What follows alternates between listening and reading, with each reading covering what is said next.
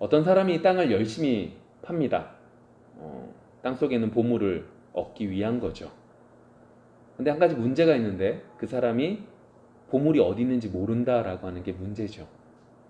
그래서 그는 열심히 땅을 팠지만 보물을 얻은 것이 아니라 사람들이 묻어놓은 쓰레기를 발견했을 뿐입니다. 정말 열심히 일했습니다. 그런데 그의 일평생을 통해서 이제 그걸 더해서 도움이 될 수도 있지만 보물을 얻는 부분에 있어서 그가 한 행동들은 값어치가 없는 행동들 뿐이었죠. 열심히는 했지만 시간 낭비였을 뿐인 겁니다. 정말 좋은 것을 얻고 싶었는데 아무것도 얻지 못하는 슬픈 얘기가 되는 거죠. 우리가 종종 들은 얘기입니다. 근데 이 이야기가 단순히 그냥 이야기로 보물을 찾는 이야기로 끝나는 것이 아니라 우리 신앙인들에게 있어서 신앙생활을 열심히 하고는 있지만 마지막 날에 하나님의 칭찬을 듣는 것이 아닌 도리어 책망을 들을 수 있다라고 하는 것을 기억하시기를 원합니다. 우린 열심히 했습니다. 그런데 그 헌신을 받으시는 하나님께서 너희의 헌신이 값어치가 없다 라고 말씀하신다는 거예요. 얼마나 큰 충격이겠습니까? 마치 마태복음 19장을 보시면 부자 청년에 대한 얘기가 나오거든요. 부자 청년이 예수님께 와서 이렇게 묻죠. 내가 무슨 선한 일을 하여야지 영생을 얻을 수 있습니까? 그리고 자신은 계명을 잘 지켰다라고 이야기를 합니다. 엄청난 헌신을 했다는 겁니다. 그는 시간을 헌신했을 것입니다. 물질을 헌신했을 것입니다. 그리고 자신의 몸을 헌신했을 것입니다. 자신이 볼 때 뿐만 아니라 주변에 있는 사람들이 말하기를 뭐라고 말하냐? 너 정말로 헌신을 많이 했구나. 너 정말로 많은 것들을 지불했구나. 하나님께서 정말 기뻐하시는 자가 됐을 거야 라고 하는 얘기를 많이 들었을 겁니다. 그런데 재차 예수님께서 하시는 말씀 앞에서 그 청년은 무너지게 되죠. 예수님께서 뭐라고 말씀하시죠? 청년이 가지고 있었던 그 많은 소유들을 팔아서 가난한 사람들에게 주고 나를 쫓아오라 라고 말씀하신 겁니다. 맞습니다. 이 말씀 마태복음 19장의 이 뒷부분은 뭐라고 되어지죠? 부자가 천국에 들어가는 것이 낙타가 조그만 바늘기로 들어가는 것보다 더 어렵다 라고 말씀을 하십니다. 그러니까 단순히 부자가 들어가기 어려운 정도가 아니라 부자든 가난한 사람이든 모든 사람들이 노력해서 들어갈 수 있는 곳이 아니다 라고 하는 핵심적인 내용이 있습니다. 그런데 부자 청년의 입장에서 딱 보면 내가 지금까지 헌신한 그 모든 것들이 뭐하다는 거예요? 무가치하다는 거예요. 값어치가 없다는 거죠. 나는 시간을 투자하고 돈을 투자하고 몸을 헌신하고 모든 것들을 했지만 그 모든 것들이 의미가 없는 아무짝에 의미가 없는 모습밖에 되지 않았다라고 하는 거예요. 얼마나 그 부자 청년의 입장에서는 충격적이겠어요. 그런데 이 모습을 우리에게 좀 적용을 해보면 이렇습니다. 우린 지난주에 맥주 감사 주일을 맞이해서 이 지난 6개월을 뒤돌아본 거예요. 그리고 그 속에서 하나님께 감사한 거죠. 하나님을 찬양한 거예요. 그리고 우리의 마음은 결단했습니다. 그래, 남아있는 6개월 동안 그래 내가 최선을 다해서 하나님께 영광 돌리고 그리스도인으로 살아가야지. 이런 우리들에게 오늘 우리가 하는 그 헌신들이 값어치가 있느냐 없느냐라고 하는 건 참 중요한 의미가 된다라고 하는 거죠. 정말로 많이 생각해 보셔야 된다는 거예요. 그런 면에서 오늘 우리는 이 본문을 통해서 어떤 면에서 우리 신앙생활에 값어치가 없는 행위인가? 어떤 것이 그러한 건가? 그리고 그 모습 속에서 우리는 어떻게 하는 것이 옳은 것인가를 다루어 보기를 원합니다. 그래서 하나님 앞에서 부질없고 자기 만족으로만 가득 차 있는 것이 아니라 하나님께서 기뻐하시는 정말로 귀한 삶을 살아갈 수 있는 우리 모두가 되어지기를 소망합니다. 오늘 본문에서는 그렇다면 그런 값어치 없는 삶을 어떠한 것이 값어치 없는 신앙생활을 하는 것인가에 대한 답을 정확하게 9절에서 이렇게 표현합니다. 9절 말씀 한번 읽어볼까요? 시작! 또 자기를 의롭다고 믿고 다른 사람을 멸시하는 자들에게 이 비유로 말씀하시되, 많은 것들 가운데 무가치하고 값어치가 없는 그러한 신앙생활을 하게 만드는 여러 가지들 가운데 오늘 본문 속에서는 어떤 거요? 자신을 의롭다고 여겨서 다른 사람들을 어떻게 해요? 멸시하고 업신여기는 그러한 신앙생활이 뭐다? 값어치 없는 신앙생활입니다 라고 말을 하고 있습니다. 예수님 당시에는 이제 바리새인이라고 하는 사람들이 자기 자신들을 의롭다고 여겼습니다. 어떻게 의롭다고 여겨? 라고 생각이 드시겠지만 이 바리새인들은 다른 사람들보다 더 많이 기도했고, 다른 사람들보다 더 많이 성경을 연구했고, 다른 사람들보다 더 열심을 다해서 구별하여 헌신했으며, 다른 사람들보다 더 정확하게 예물을 드렸던 사람들입니다. 정말로 대단한 겁니다. 저와 여러분들 이렇게 바리새인들처럼 이런 열심을 가지며 살아가는 건 정말로 어렵습니다. 근데 문제가 한 가지가 있는데, 그 문제가 뭐냐면 이 바리새인들이 오늘 성경 속에서 보시면 자기 혼자 의롭다라고 여긴 정도로 끝나는 것이 아니라 그것이 어떻게 해요? 내가 이만큼 했으니까 다른 사람보다 뛰어나니까 저 사람들을 업신여기고 정죄한, 그리고 비판하고 있었던 모습들이 큰 문제가 되어져 가고 있었던 겁니다. 주님께서는 그것을 문제라고 삼으셨죠. 다른 사람보다 내가 더 많이 했고 내가 더 낫다라고 생각한 그것이 문제가 되었다라고 말을 하고 있습니다. 여러분, 그냥 우리가 흔히 보면 이런 바리새인들처럼 이렇게 열심을 내는 사람들을, 이렇게 최선을 다하는 사람들을 보면 그들이 정말로 신앙이 좋다라고 생각이 정말로 듭니다. 그렇다고 그들이 신앙이 없다는 소리가 아닙니다.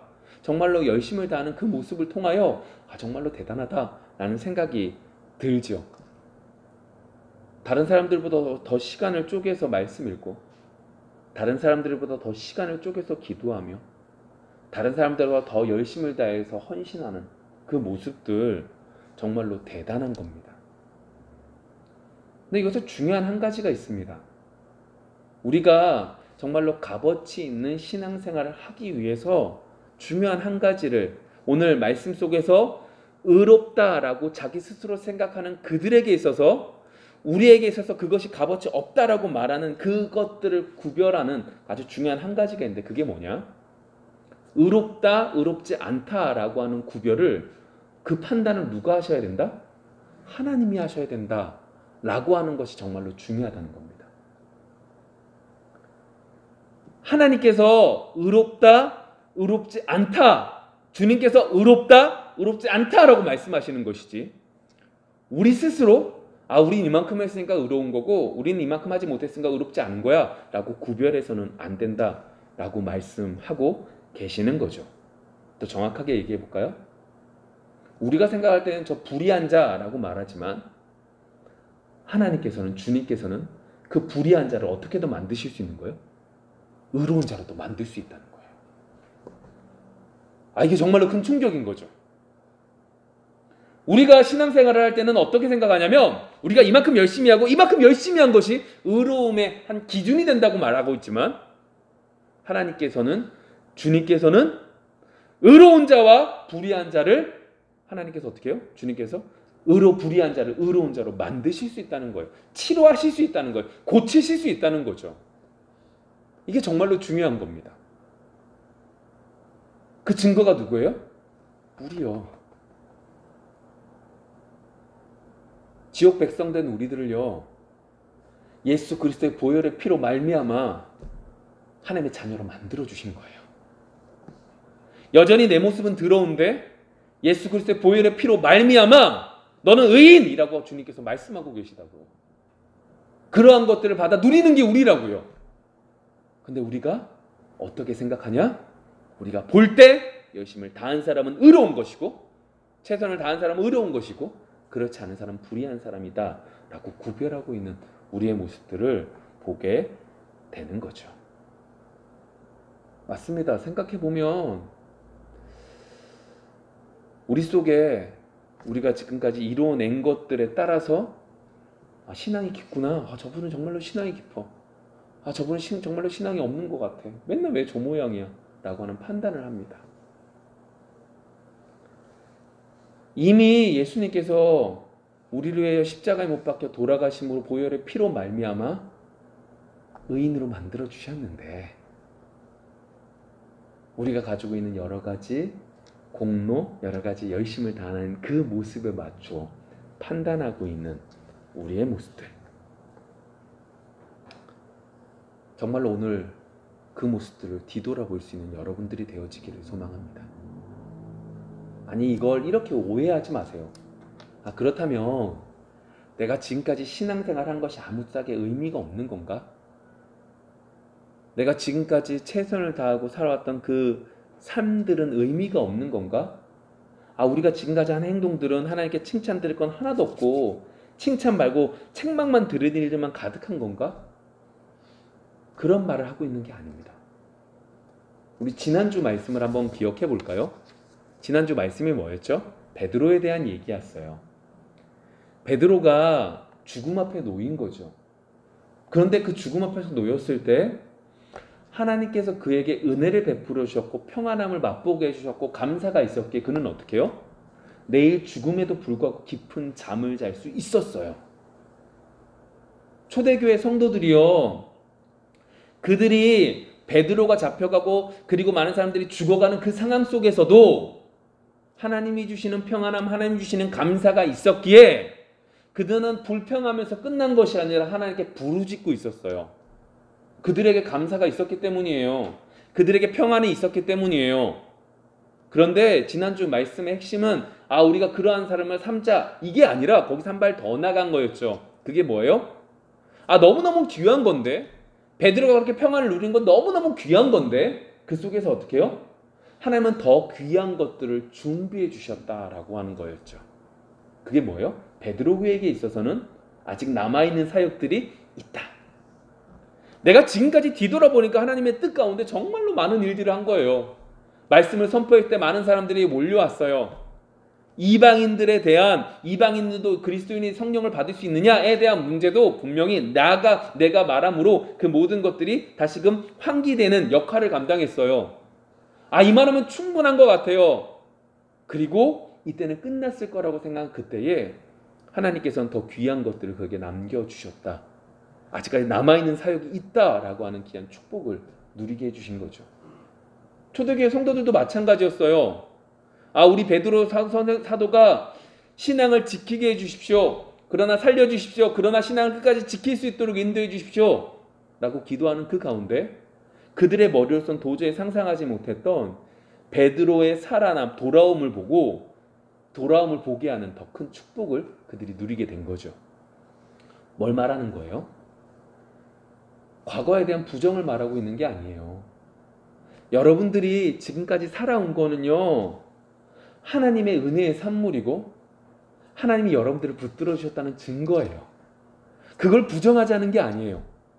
그런데 그 과거에 매여 있으면 오늘 제목과 같이 값어치가 없는 신앙생활로 시간을 버릴 수 있다라고 하는 거죠. 그러한 면에서 과거 속에서 안주하며 과거 속에 있지 말자라고 말씀을 드리는 거죠. 오늘 본문 속에서 그런 면에서 사마리아인 바리새인의 모습을 기도의 모습을 좀 보십시오. 예수님 당시에요, 바리새인은요 엄청나게 기도를 많이 했던 사람이에요.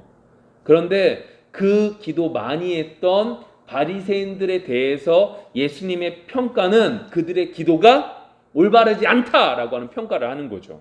말씀 볼까요? 10절부터 두 사람이 기도하러 성전에 올라가니 하나는 바리새인이요 하나는 세리라.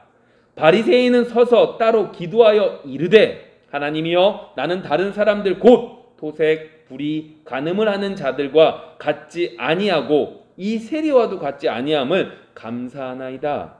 나는 일해에 2번씩 금식하고 또 소득의 11조를 드리나이다 하고. 오늘 바리새인이 이렇게 말하는 거예요. 따로 서서 기도한 거예요. 우리는 거룩한데, 우리는 최선을 다해서 신앙생활을 하고 있는데, 우리는 열심을 다하고 있는데 어떻게 저런 죄인들과 함께 있을 수 있는가? 라고 하는 모습 속에서 그들을 멀리하고, 우린 특별한 존재야 라고 생각하면서 그들을 멀리하고 있다 라고 하는 거죠. 그리고 그들이 기도합니다. 말은 그들의 기도가 하나님께 감사하는 거예요. 분명히 말은 하나님께 감사하는 거예요. 근데 그 기도의 모습을 보면 다 뭐가 되는 거죠? 자기 자랑이에요. 하나님, 저는요 다른 사람들 거를요 토색하지 않았어요. 돈을 가져오려고 열심히 내지 않았어요. 불의한 일을 하지 않았어요. 간음하지 않았어요. 이것저것 최선을 다하면서 신앙생활 했어요. 다시 한번 말하지만 정말로 대단한 거예요. 그런데 하나님은 그들의 중심을 보고 계신다는 걸 기억하셔야 돼요. 그래, 내가 이번 남아있는 6개월 동안, 그래, 내가 이번에 정말로 최선을 다해서 성경을 한 권 다 읽어봐야지. 그래, 내가 남아있는 이 6개월 동안 기도를 정말로 열심히 해서 기도의 뿌리를 한번 뽑아봐야지.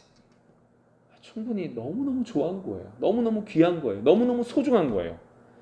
그런데 우리가 그러한 기도의 목표를 정하고 신앙생활의 목표를 정할 때 우리에게 있어서 정말로 중요한 한 가지가 기억돼야 될 것이 있다는 거죠. 그게 뭐예요? 하나님 우리의 중심을 보고 계신다라고 하는 거죠.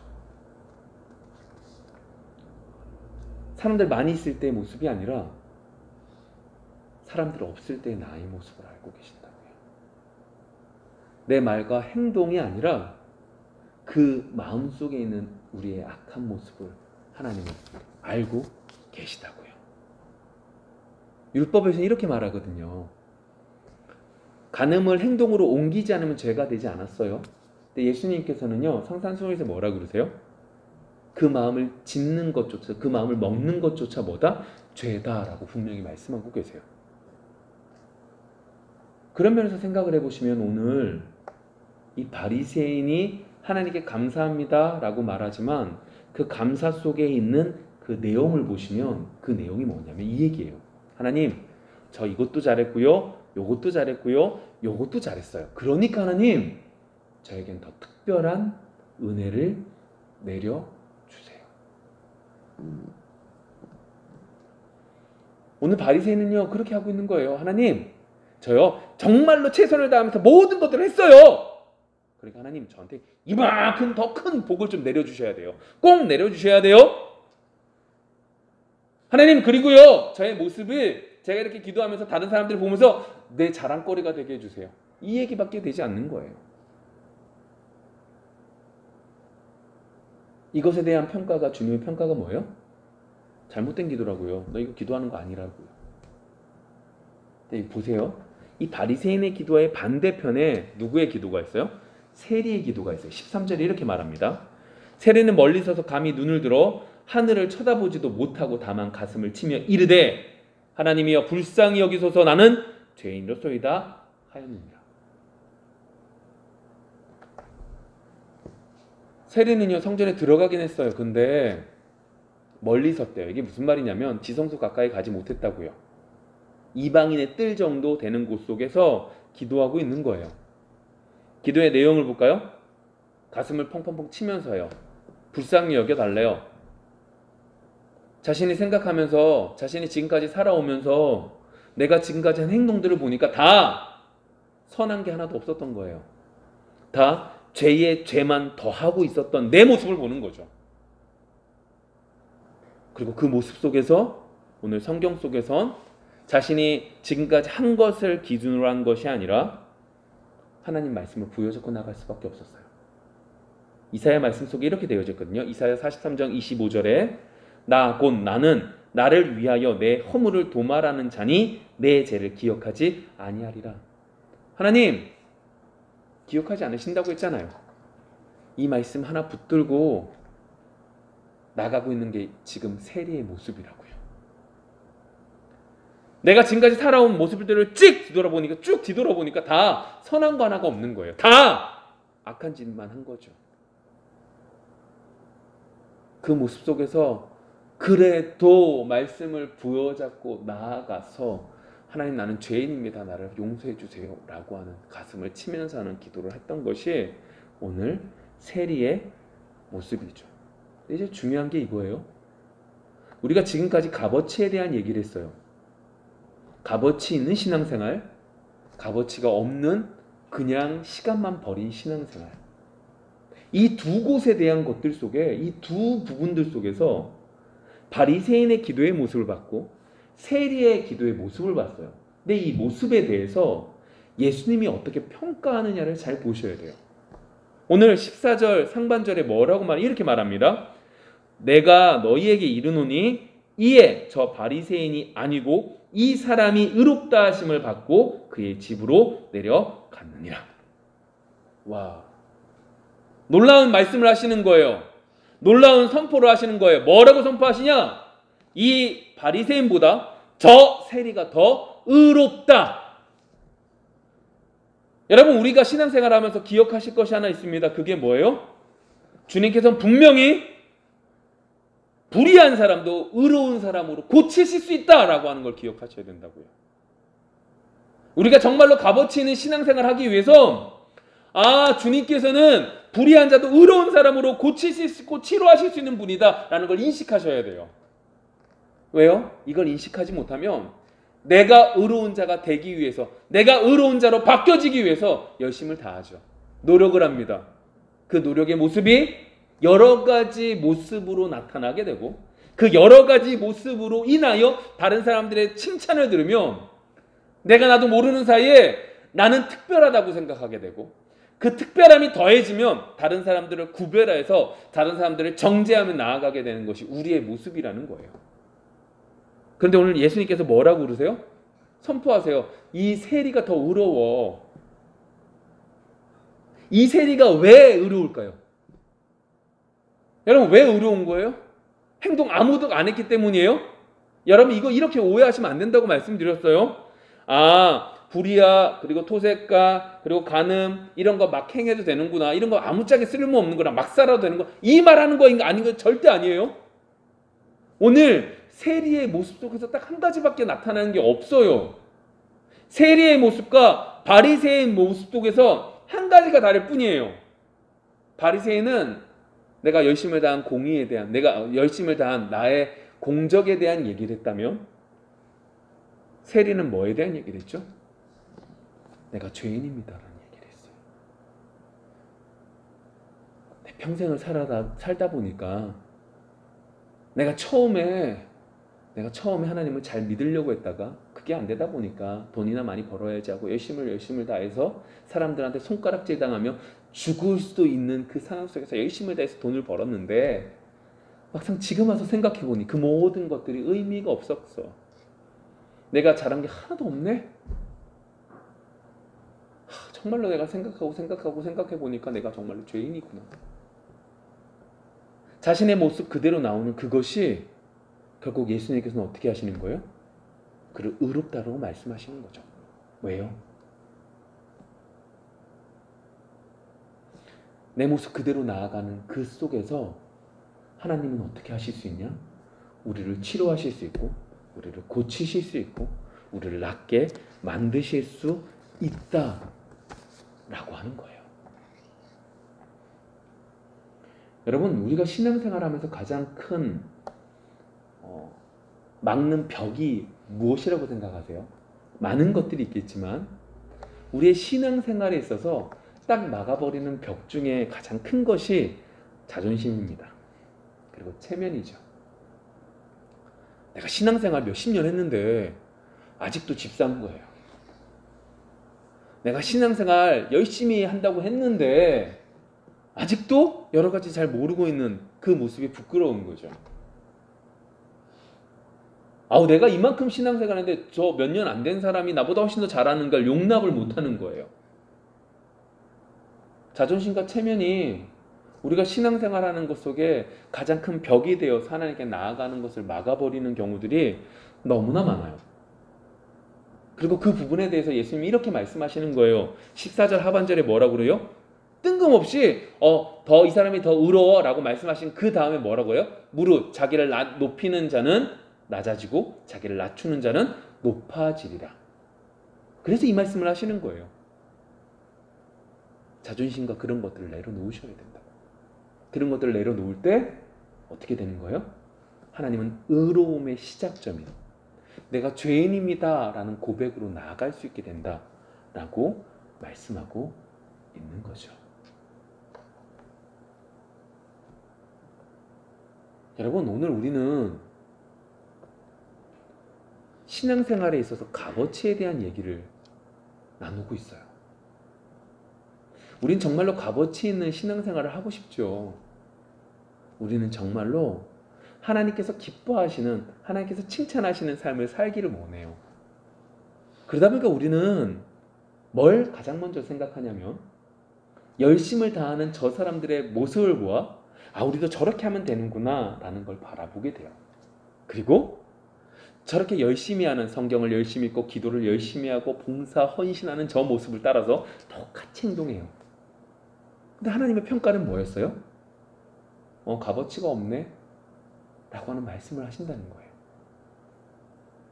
그렇게 열심을 다했던 그 사람들은요, 하나님 앞에 오늘 말씀처럼 세리의 모습과 같이 내 모습 그대로 하나님께 나아가게 되고 그 속에서 주시는 은혜로 하나님 앞에 헌신하게 되고 봉사하게 되고 영광 돌리게 되는 그 모습을 행해 갔는데, 우리는 그 모습을 보는 것이 아니라 그냥 그가 행동하는 그 모습을 쫓아하면 우리도 잘할 수 있다라고 오해하고 있다라고 하는 거죠.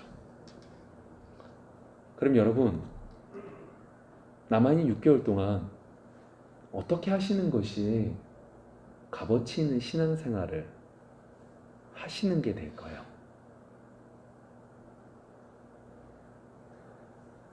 특별히 이제 내일부터 4단계로 올라가다 보니까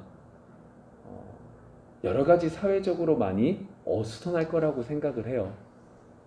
얼마나 많이 힘드시겠어요. 이제 좀 풀린다 싶었다가 다시 이제 많이 창궐하다 보니까 막다 보니까 많은 자영업자들이 얼마나 힘들겠어요. 얼마나 사회가 힘들겠어요. 그럼 이때 여러분들이 정말로 값어치 있는 신앙생활을 하는 여러분들이라면 어떻게 하시는 게 좋을까요?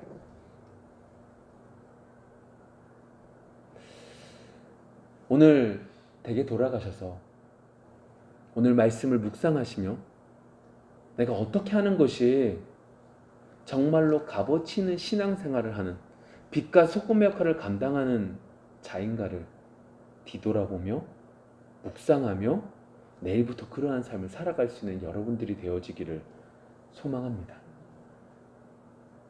우리는 하나님의 자녀로서 이 땅을 살아가지만 이 땅에서 세상 사람들과 구별되어 있는 자로서 세상이 어두울 때 밝히는 빛의 역할을 감당해야 될 줄 믿습니다. 이번 한 주 그리고 다음 주 한 주 주의 은혜 가운데 하나님 앞에 나아갈 수 있는 여러분들이 되어지기를 소망합니다. 기도하겠습니다.